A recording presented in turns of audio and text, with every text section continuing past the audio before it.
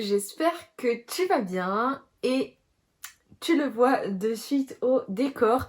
Je suis de retour dans mon ancien décor qui était en fait ma chambre chez mes parents. Je suis chez mes parents pour quelques semaines, donc ce décor va m'accompagner un petit peu de temps et après on retrouvera le décor classique de mon appartement à Bergerac. On se retrouve aujourd'hui, tu l'as vu dans le titre, pour ma vidéo des visionnages séries films des 3 derniers mois, donc de juillet, d'août et de septembre. Et on va commencer sans plus tarder puisque autant j'ai fait des belles découvertes, autant j'ai eu des petites déceptions. Donc on commence tout de suite avec le mois de juillet. Au mois de juillet, j'ai vu le film Buzz l'éclair des studios Pixar. Et alors autant j'ai bien aimé, j'ai passé un bon moment, le film est sympa, il y a des beaux messages comme toujours dans les Pixar. Mais j'ai trouvé que c'était dommage d'avoir mis ce Pixar là au cinéma quand on sait que l'autre Pixar de l'année, Alerte Rouge, qui était sorti en mars, est sorti lui directement sur Disney+, alors que j'aurais peut-être préféré que les deux soient inversés, donc qu'on ait Alerte Rouge au cinéma et que Buzz l'éclair ne sorte que sur Disney+, puisque au final il va beaucoup plus parler aux gens qui sont fans de Toy Story, qui vont apprécier découvrir ce film du coup et peut-être comprendre un peu mieux le fonctionnement de Buzz l'éclair.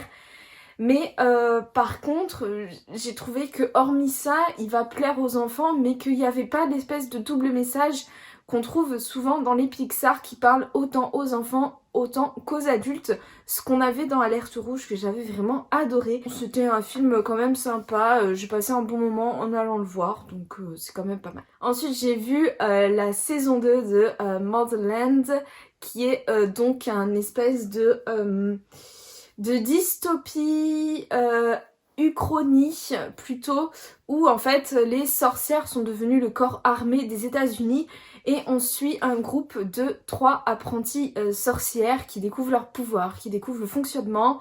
On a une espèce de secte un peu terroriste qui considère que les sorcières devraient un peu dominer le monde et ne pas être à la botte du gouvernement.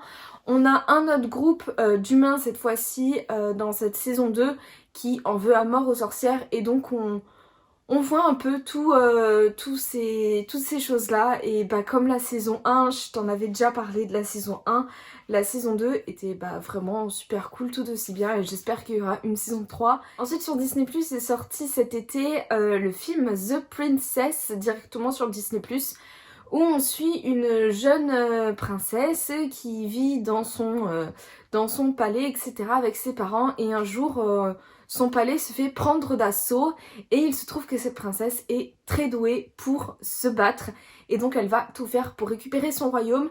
Tout le film se passe sur un temps vraiment très court et toujours au même endroit, dans une espèce de tour palais où la princesse vit. Donc tout se passe à ce moment-là, et alors faut aimer vraiment les scènes de combat et tout, que j'ai trouvé d'ailleurs très esthétique, très belle à regarder. Et on a ce message effectivement féministe de une femme sait aussi bien se battre qu'un homme et peut tout autant défendre un royaume qu'un homme. Et c'était très cool, j'ai passé un bon moment. C'est un peu bourrin quand même, hein, parce que c'est un film d'action, de combat. Donc faut aimer un peu ça, c'est pas du tout politique ou quoi que ce soit, c'est vraiment basé sur le combat, mais j'ai vraiment passé un bon moment. Il y a pas mal d'humour aussi, donc c'est très sympa à regarder. J'ai ensuite vu au cinéma le 4e opus des aventures de Thor, donc Thor 4 Love and Thunder. Alors ce film là, autant quand je l'ai vu, si on passe un peu abstraction de tout ce qui a été fait autour de Thor, des Avengers, etc., on passe un bon moment, il y a de l'humour, même si parfois il est très lourd cet humour. Mais dans l'ensemble, j'ai quand même passé un bon moment. Sauf que j'ai trouvé quand même au final que c'était un peu le film Thor de trop. On n'a pas d'intensité dramatique, pourtant il se passe des choses graves. On a des personnages qui meurent. Et on n'a pas du tout cette sensation de vivre des choses graves, des choses qui vont avoir un impact sur la personnalité de Thor. Au final, Thor, j'ai l'impression que pendant tout le film, c'est comme si il était complètement spectateur, qu'il n'avait pas d'émotion, qu'il ressentait rien pour les personnages avec qui il était. On retrouve le personnage de Jane, du coup, qui est dans la bande-annonce, et on a l'impression que, en fait, il s'en fout d'elle, qu'il n'a pas tellement plus de sentiments que ça envers elle. Pourtant, il se passe des choses graves entre eux, des choses importantes, et Thor fait toujours des blagues, et Thor paraît toujours très distant et très insensible, et j'ai trouvé que ça gâchait beaucoup le film, et au final, le Thor n'évolue absolument pas dans ce film-là, il régresse même, j'ai trouvé clairement. Pourtant, dans Thor Ragnarok, il avait une telle évolution, c'était mais tellement bien de le voir dans Thor Ragnarok, et là on a l'impression qu'on a totalement régressé, et c'est très dommage.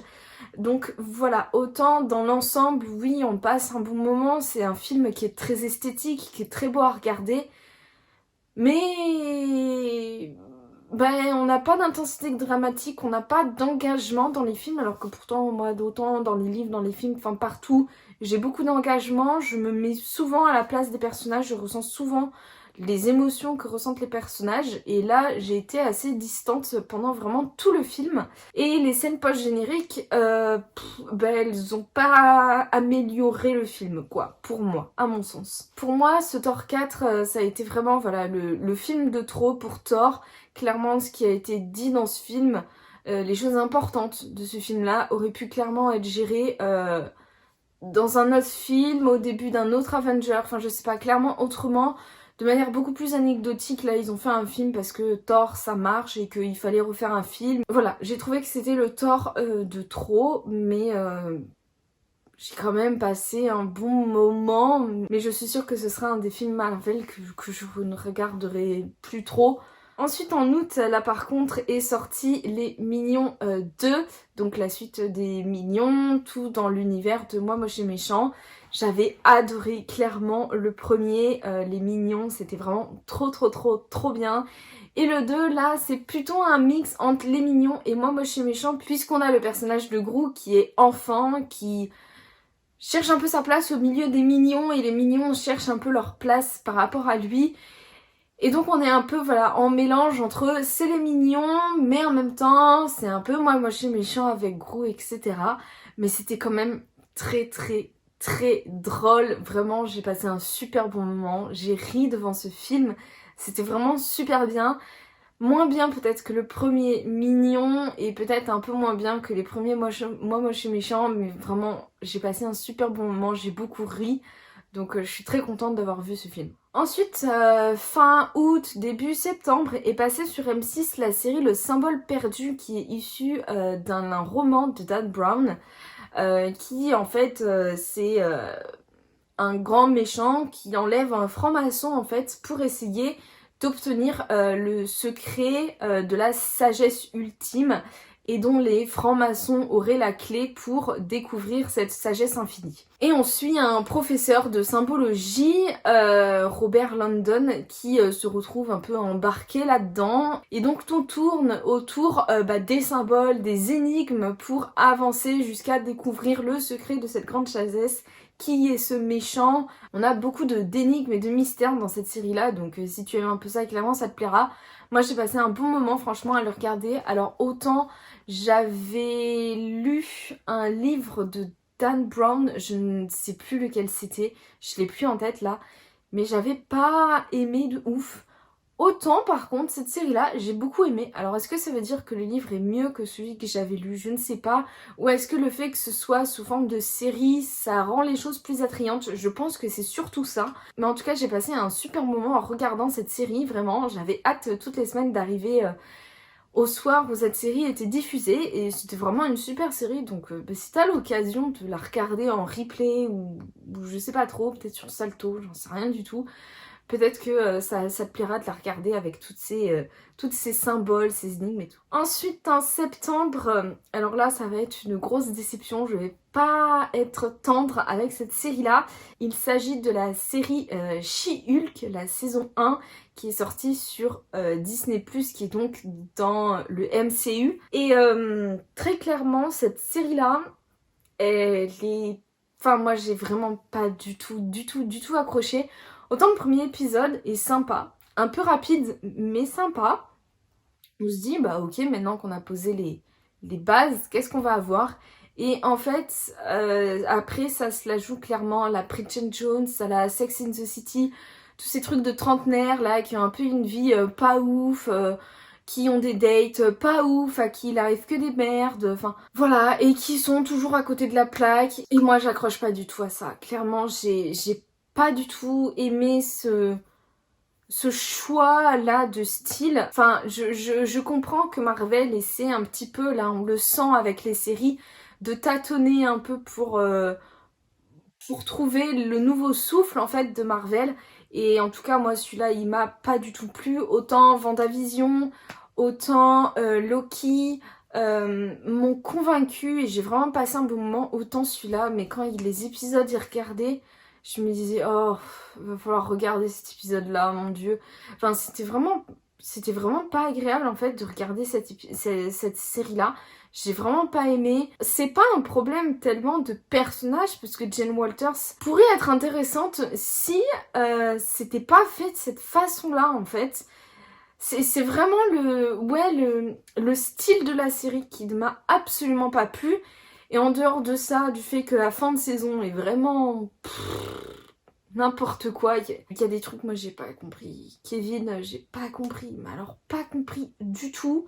En fait, il n'y a pas d'enjeu à regarder cette série-là. Enfin, j'ai trouvé que elle servait à rien, en fait, cette série-là. Donc, je sais pas trop ce qu'ils vont en faire avec la suite. Moi, ça ne m'a pas du tout convaincue. Le scénario est vraiment bancal du début à la fin. Moi, vraiment, tout le ton de la série et le scénario, moi, ça ne m'a absolument pas convaincue. Donc cette série-là, vraiment grosse déception de la part de Marvel. Encore plus déçue que pour Thor. Hein. Cette série-là, j'ai pas compris, j'ai pas accroché. Et ben, j'espère du coup que Marvel ne va pas trop continuer dans cette voie-là parce que ça va pas le faire sinon. Ensuite, j'ai découvert la série Lupin avec Omar Sy sur Netflix. Et ça, pour le coup, ça a été une excellente découverte. J'ai lu Arsène Lupin donc dans l'été, je pense que tu l'as vu passer dans un point lecture. Et donc j'ai décidé de regarder la série Lupin dans la foulée et j'ai adoré. J'ai trouvé cette série-là mais vraiment trop bien construite, trop bien faite avec de bons acteurs. Je suis désolée si le cadre de la vidéo a un petit peu bougé, est devenu un petit peu bancal.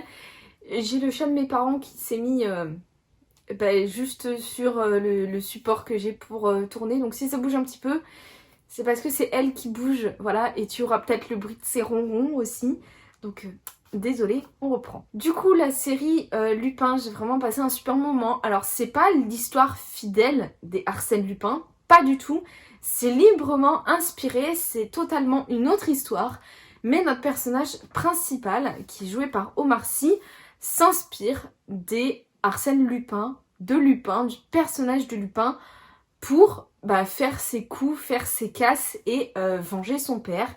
Puisque c'est ça tout le nœud de cette série, c'est que notre personnage veut venger son père qui a été accusé de vol à tort et qui en est mort de désespoir. Et donc on a vraiment tout cet esprit-là de gentleman cambriolaire, de prévoir tous des coups, des scénarios, vraiment emboîter les uns dans les autres à la perfection et à chaque fois qu'on se dit non mais là c'est pas possible, il va pas s'en sortir, ben en fait on se rend compte que si, il avait tout prévu, vraiment comme dans les Arsène Lupin, clairement. J'ai passé un super bon moment et là ils ont sorti l'annonce de la saison 3 et j'ai juste trop hâte de voir cette saison 3. Je pense que ça va être trop bien, j'ai trop hâte.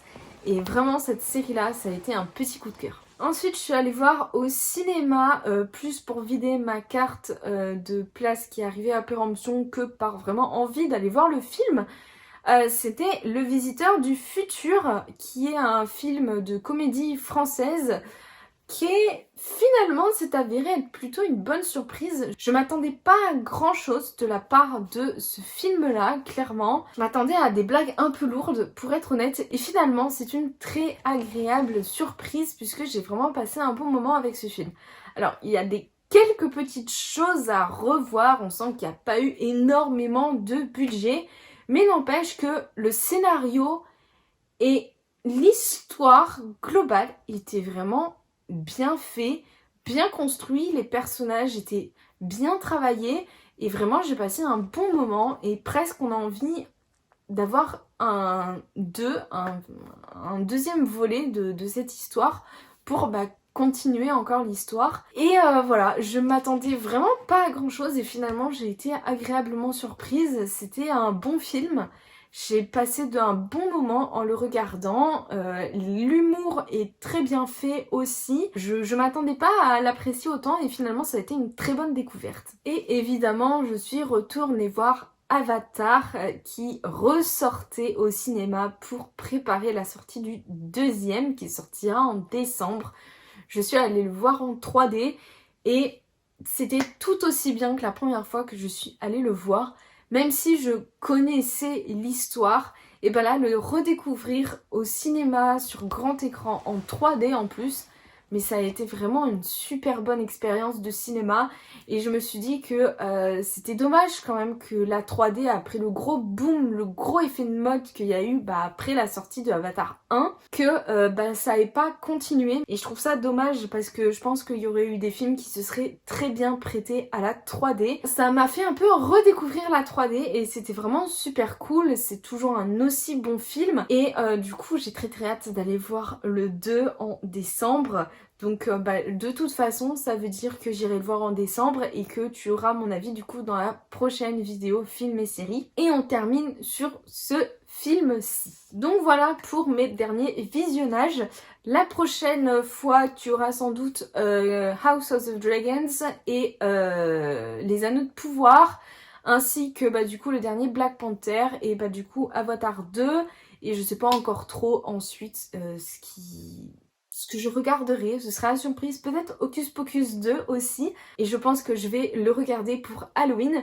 Donc voilà, ces 3 derniers mois ont été quand même assez riches en découvertes cinématographiques, sériesques, avec des bons comme du mauvais, voire du vraiment pas terrible.